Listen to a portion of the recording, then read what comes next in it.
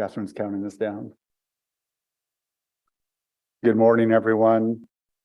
Welcome to the Planning and Housing Committee note. I will just start off by noting that we are located on the unceded territory of the Algonquin-Anishinaabe Nation, whose culture and presence have nurtured and continue to nurture this land. Il est important de souligner que la ville d'Ottawa se trouve sur un territoire non cédé de la nation algonquine-Anishinaabe, dont la culture et la présence sont enrichies et continuent d'enrichir ces terres.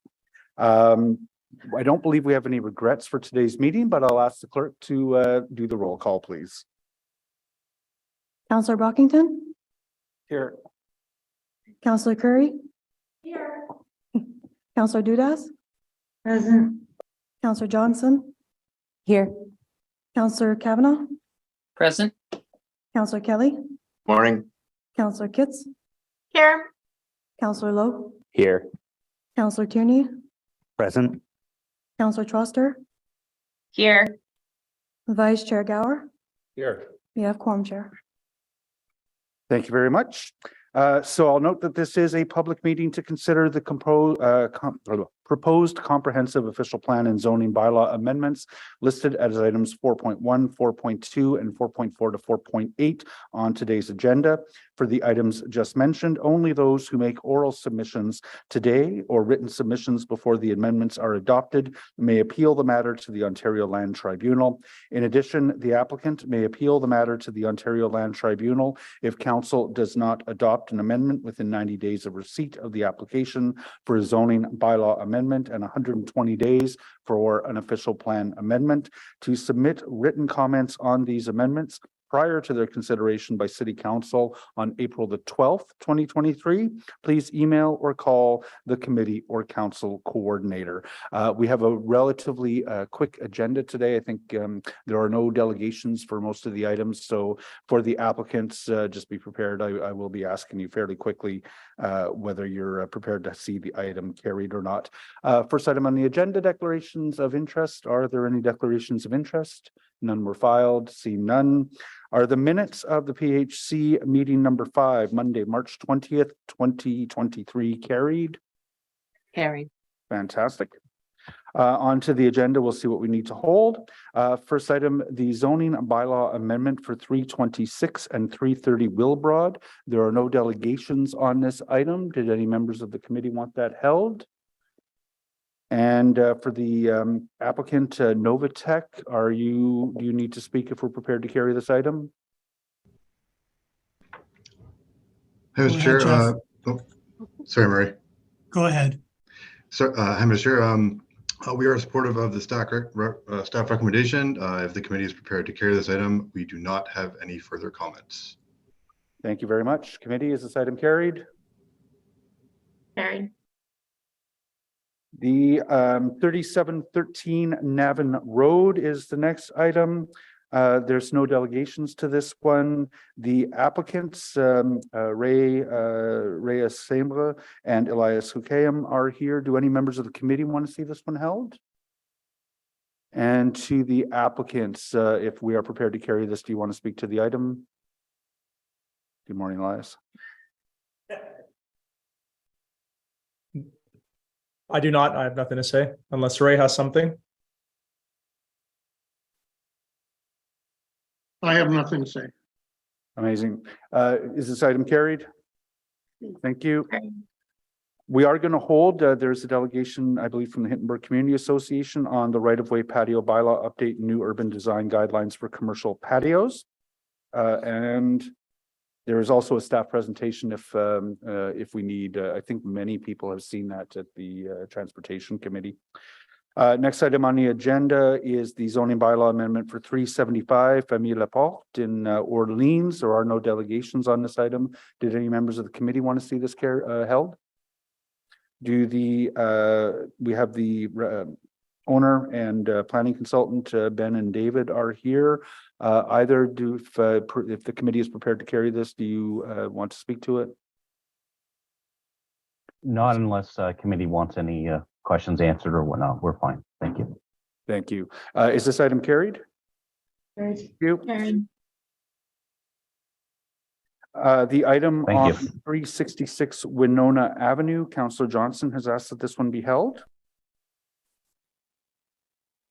The item at 2140 Baseline Road, there are no delegations on this item. Evan Saunders and Matt McGilliot from FOTEN are here to speak if required. Do members of the committee wish to have this one held?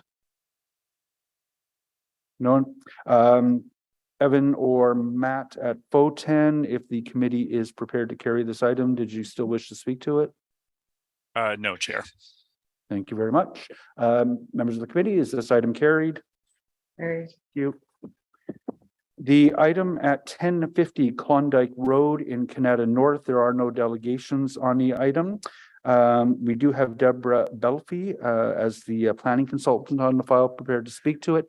Members of the committee, do you wish to hold this item? I don't see that. Deborah Belfie, if the committee is prepared to carry this item, do you still wish to speak to it?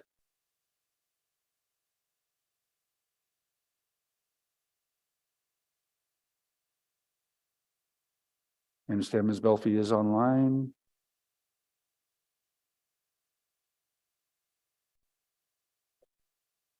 Hello, can you hear me now? Hi, Yeah, Debbie. we have no comments if you're prepared to carry this. Thank you very much. Members of the committee, is this item carried? The item for 949 North River Road in Rideau Rockcliffe. There are no delegations who wish to speak to the item. Nathan Petroshin with FOTEN as well as various other team members are here to speak to the item if need be. Members of the committee, if do you need this one held? No. See no see no one desire to hold it. Nathan, if the committee is prepared to carry this, do you still wish to speak to it? Morning, Chair. No, we don't need to speak. Members of the committee, is this item carried? That is the substantial agenda. We will come back then. What? We will come back then. I believe the first item that's held is the right-of-way patio bylaw update and new urban design guidelines for commercial patios. I believe most members of the committee have seen the presentation. Do any members of the committee really want to see the presentation provided again? No. In that case, we're just going to go through to our public delegation, who I believe is Cheryl Parrott with the Hintonburg Community Association. Cheryl, when I see you on screen, we'll give you your 5 minutes.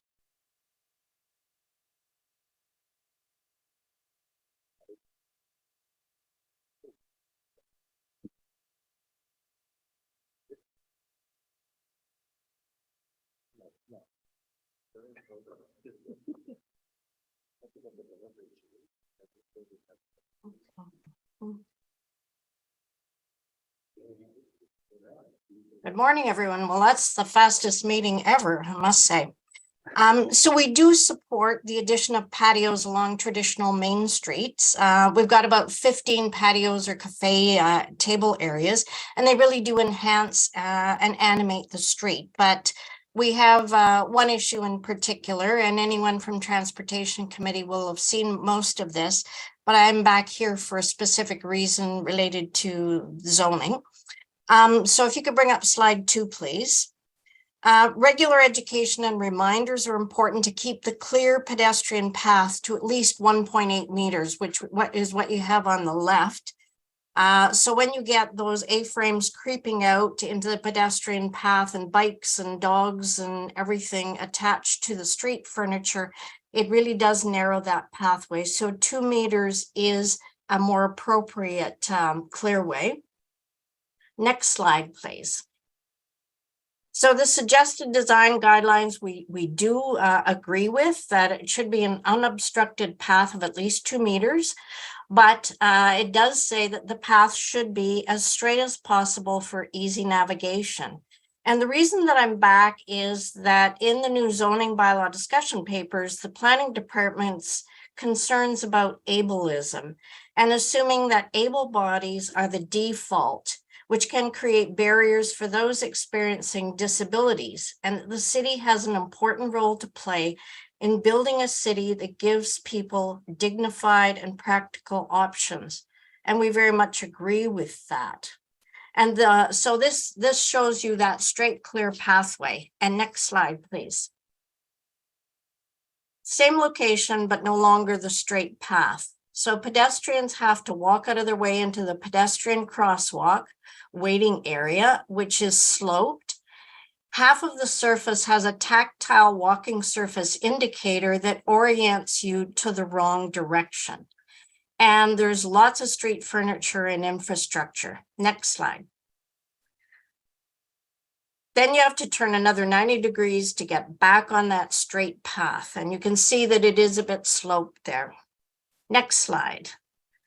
Sometimes you have to squeeze past people waiting to cross at the signalized crosswalk, which is probably the longest pedestrian light ever. It takes forever to turn.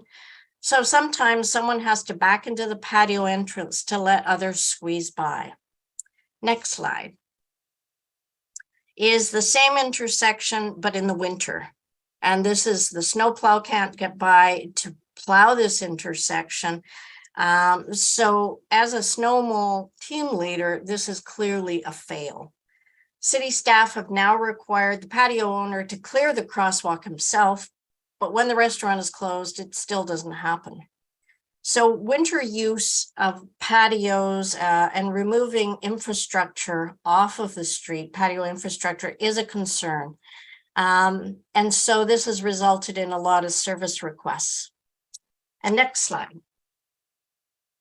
Those A-frames just keep creeping out. So constant reminders are really important so that people can actually get by on the sidewalk. So we submit that this particular example is an example of ableism, and it's an accessibility and safety issue for those with low or impaired vision and some mobility issues. The patio is very close to a seniors building where one expects there may be a certain number of people with vision and mobility issues. And in fact, last summer, there was someone who had very low vision who was able to maneuver around it, but extremely slowly. And next slide, please. So this is what we'd asked before, is before you authorize patios, please conduct site visits, because clearly infrastructure is not always indicated on the application form correctly. And finding solutions afterwards is a lot more work and much more difficult.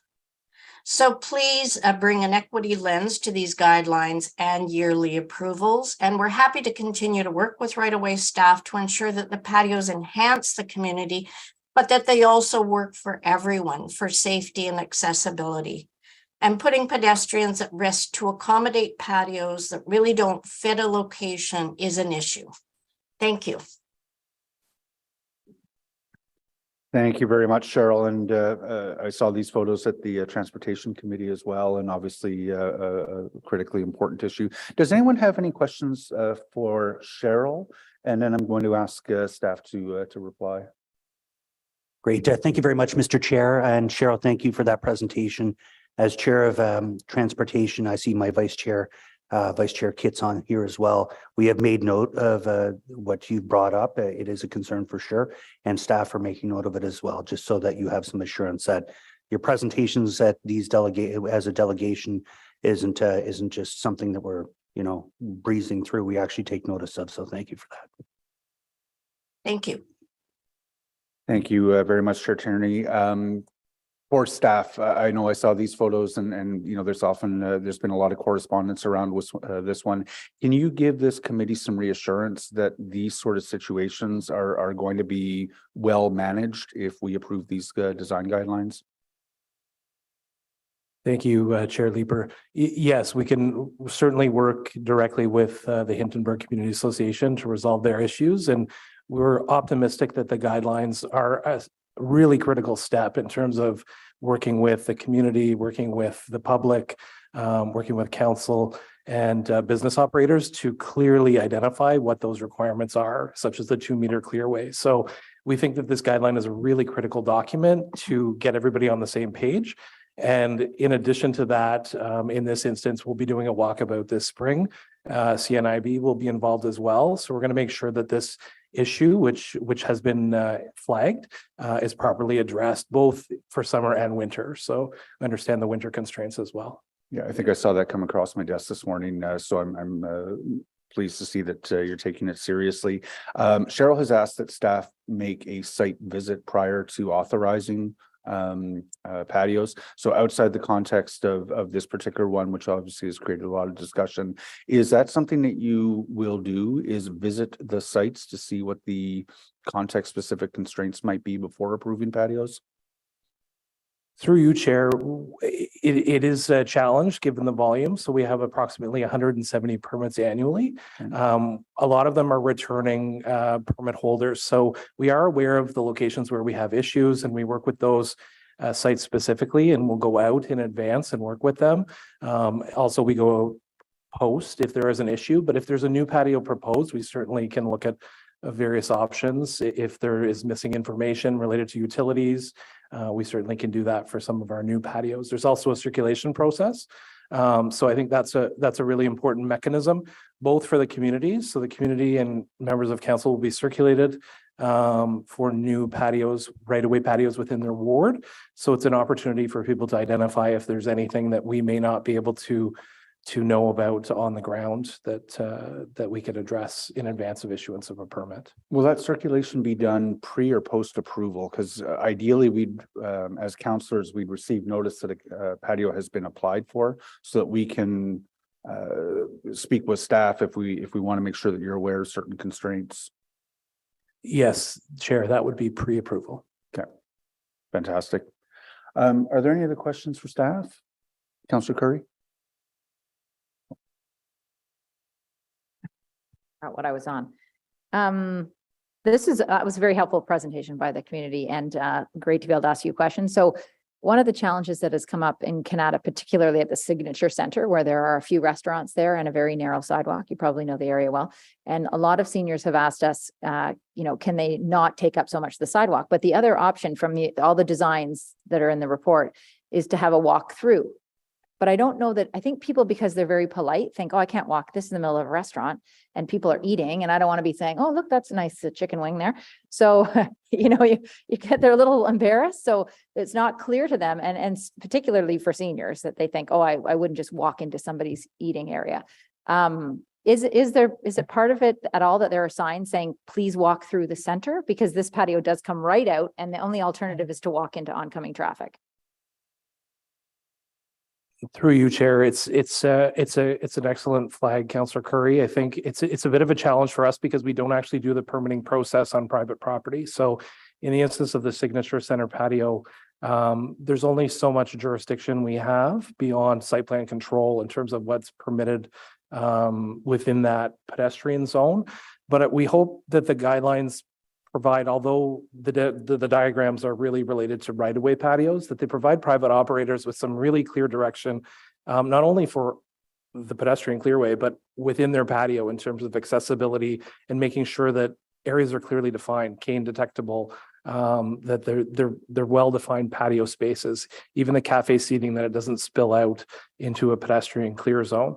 So in terms of signage, it's certainly something that we don't have indicated in the guidelines for right-of-way patios, but in that instance, you're flagging.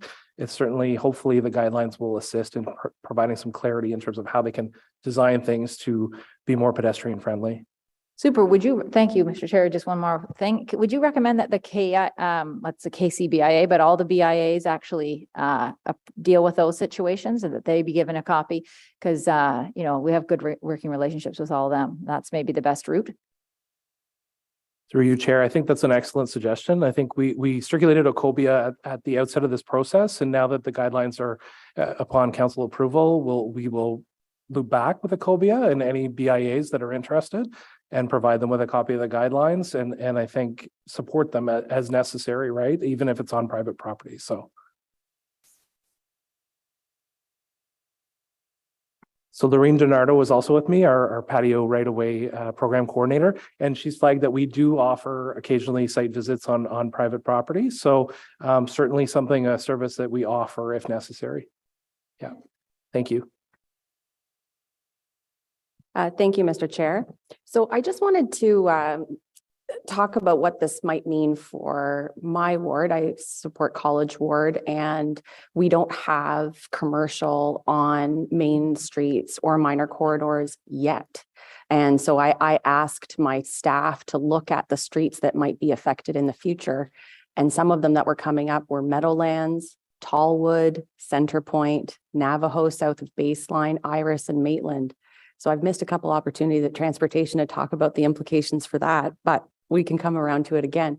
But can you sort of cast forward for us for the wards that might see zoning change in the future, how we might be able to capitalize on some of this economic development opportunity? Because the vibrancy that these patios bring is wonderful, and it creates an attractive area for people to enjoy. I want to welcome this kind of development for my minor corridors and main streets moving forward. What are the opportunities coming up in the next term of council so that we can get ahead on this?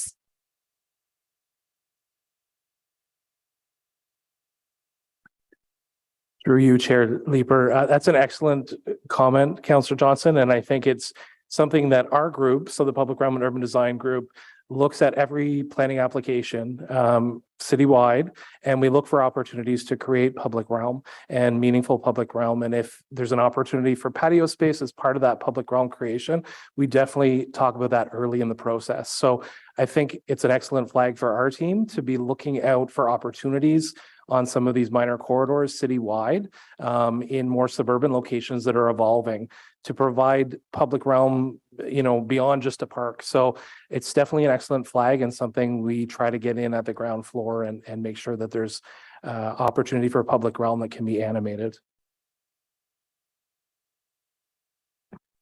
Just to build on what Mark mentioned, we do, as we look at some of these communities, Bell's Corners is an example on Robertson Road, where that community was developed, in the 60s and 70s with a more auto-focused development pattern with, buildings set far back from the street. As we are looking at a lot of these developments and redevelopment of those commercial areas, we are seeing those buildings come up forward. A good example, not quite in your ward, I don't think. I think it's just outside of your ward, is the former, I think it's Confederation High School site at Baseline and I want to say Maryville, but it's not Maryville there. Woodruff, yes. And there is an opportunity for patios with some of those commercial developments that come forward there. And there was, as we went through that site plan application, while I wasn't involved, I am aware that there was provisions for patios along that sidewalk and extra width of sidewalk included there. Great. We'll look forward to that as part of our conversations moving forward with the official plan in place. I know that the residents of College Ward and likely other outer urban wards are really interested in creating those walkable neighborhoods and supporting local businesses. So we just need to make the right environments for them to build so that we can shop there. Thank you. Thank you very much. Seeing no further questions. Are the report recommendations to approve the urban design guidelines for commercial patios in document 2 carried? Thank you very much. That leads us to our final item on substantial agenda, 366 Winona Avenue. Councillor Johnson had asked that be held. So when staff had an opportunity to take their seats. Oh, dear.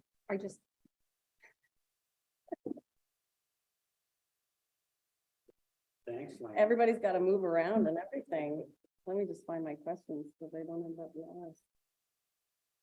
Hello, Masha Vakula, planner, file lead on file. I'm present online. Thanks, Masha.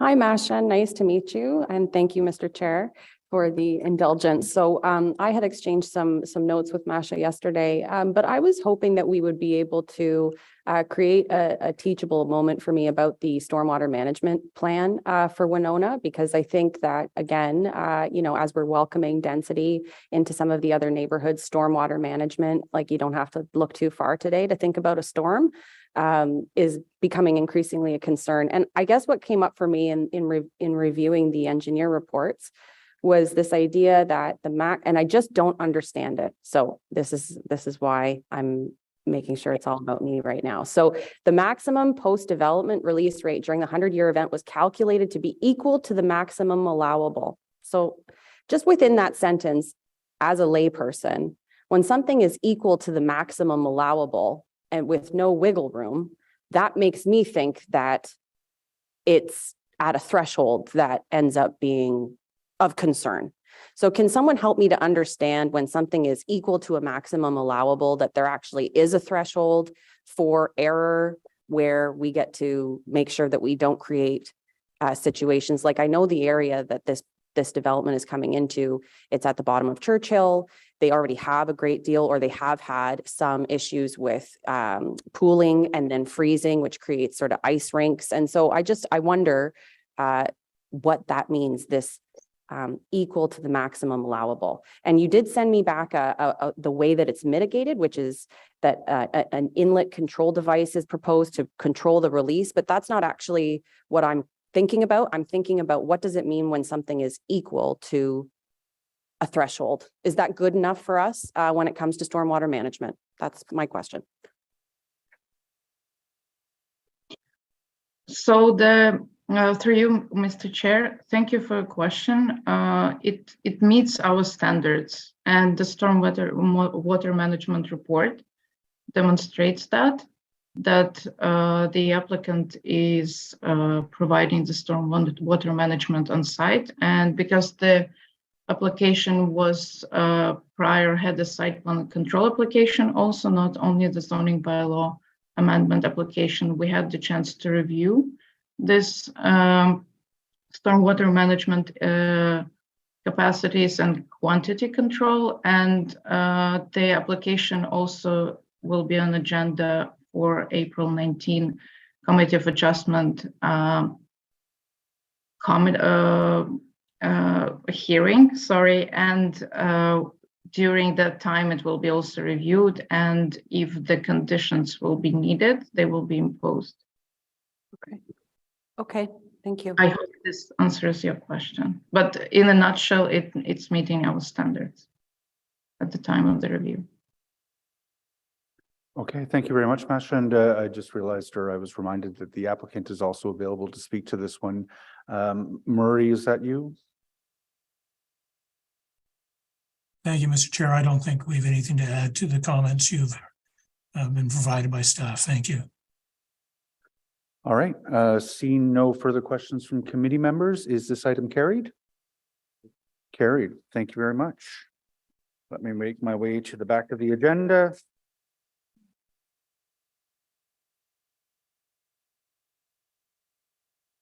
So in-camera items, we have no in-camera items. Are there any notices of motion for consideration at a subsequent meeting? Seeing none. Are there any inquiries? Seeing none. We have no other business. Meeting is adjourned. Thank you.